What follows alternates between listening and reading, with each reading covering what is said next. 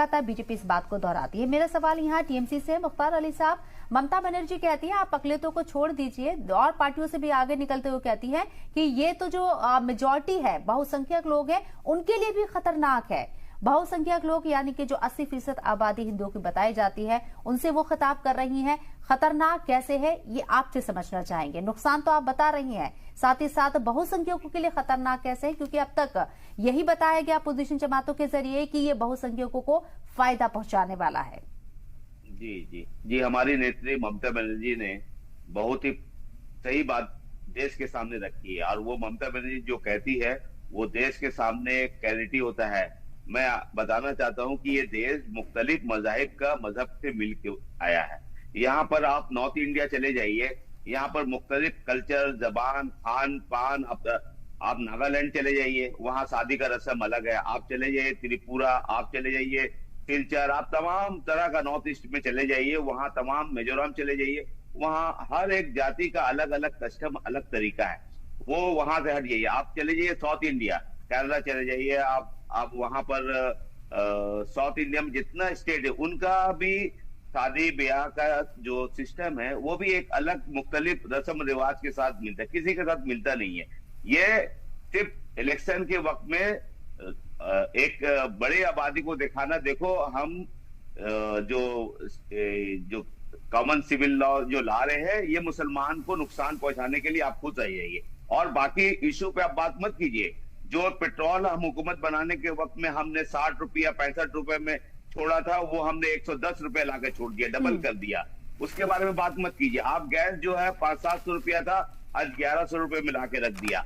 आमदनी जो रोज कमाने वाले लोग हैं उनकी आमदनी बढ़ी नहीं है, उनका ठीक है। टीएमसी अपोजिशन जमातें कहते हैं ये मुद्दे हैं, ये मुद्दे बने हुए हैं। अगर हम इन 10 सालों में देखें, जैसे कि लगातार इस बात को कहा जाता है, बेरोजगारी मुद्दा है, इसके साथ साथ महंगाई का मुद्दा है जो बहुत जोर शोर तरीके से अपोजिशन जमातें उठा रही हैं।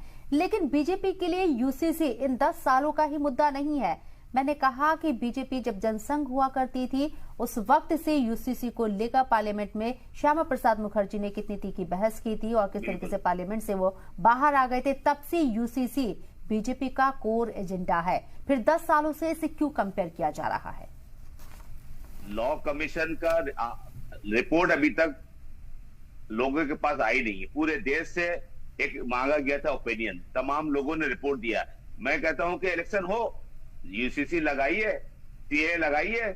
इलेक्शन में ये मुद्दा तो नहीं है ना। इलेक्शन का एजेंडा क्यों बना रहे? आपने 5वां फेज में दिशा खो चुके। अब तक आने वाले दिन में जो 400 पार है वो 200 के अंदर सिमटते हुए आप अपने लोगों को देख रहे हैं। आप हर एक फेज में अपना इशू स्टैंड बदल रहे हैं। आप अपने मित्र अडानी अंबानी को आप कह दिए कि काला धन मिल रहा है कांग्रेस को, तो क्या वो काला धन आपको दिए थे? आप अपने दोस्त को काला धन वाला बोल दिए। तो ये आप सोचिए आप कहां चले जा रहे बात में।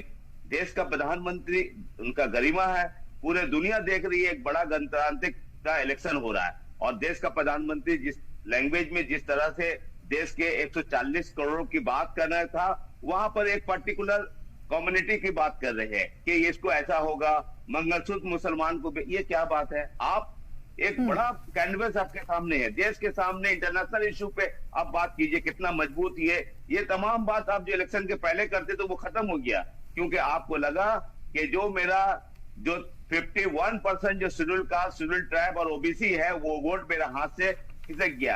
आप बताइए, इनके बड़े लीडर अमित शाह, मोदी जी या और बड़े लीडर क्यों नहीं 2 MP जो वोट बैंक की सियासत इसे आप करार दे रहे हैं। सैयद बाबर अशरफ की चुचवी साहब, आपसे मैं समझना चाहूंगी, यूसीसी का शोर तो बहुत सुनाई देता है, लेकिन